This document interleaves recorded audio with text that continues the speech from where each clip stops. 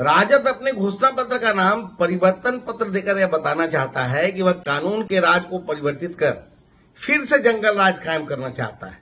राजद ऐसा राज स्थापित करना चाहता है जहां भ्रष्टाचार का बोलबाला हो, फिर से अपहरण उद्योग स्थापित हो, लूट खसोट कर अपनी तिजोरियां भरने की संस्कृति हो। राजद को अपने घोषणा पत्र का नाम झूठ पत्र देना चाहिए था, क्योंकि यह झूठ का पुलिंदा है। घोषणा पत्र में सिर्फ सपने दिखाए गए।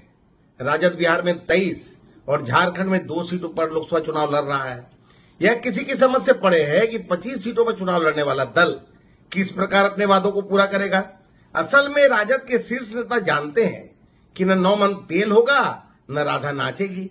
जब वादे सिर्फ दिखावे के लिए ही करने थे तो वादे और बड़े किए जा सकते थे, लेकिन लोकसभा चुनाव में सुन पर आउट होने वाला राजद के लिए घोषणा पत्र हास्यास्पद है। इसी को कहा जाता है घर में नहीं दाने अम्मा चली भुनाने।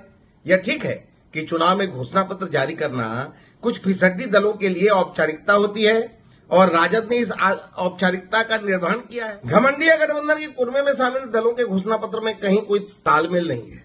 किसी में कुछ तो किसी में कुछ है। इसी से पता चलता है कि घमंडिया गठबंधन बिना सिर पैर का गठबंधन है। लालू को यह भी बताना चाहिए कि चुनावी घोषणा पत्र में 1 करोड़ नौकरी के पीछे कितनी जमीन हड़पने का उनका टारगेट है। पुरानी पेंशन योजना लागू करने के लिए पैसे कहां से लाएंगे। अग्निवीर योजना समाप्त करने के पीछे का मंशा क्या है। 200 यूनिट फ्री बिजली देने का वादा भी सिर्फ लफाजी है। राजद का घोषणा पत्र को जनता गंभीरता से नहीं लेगी।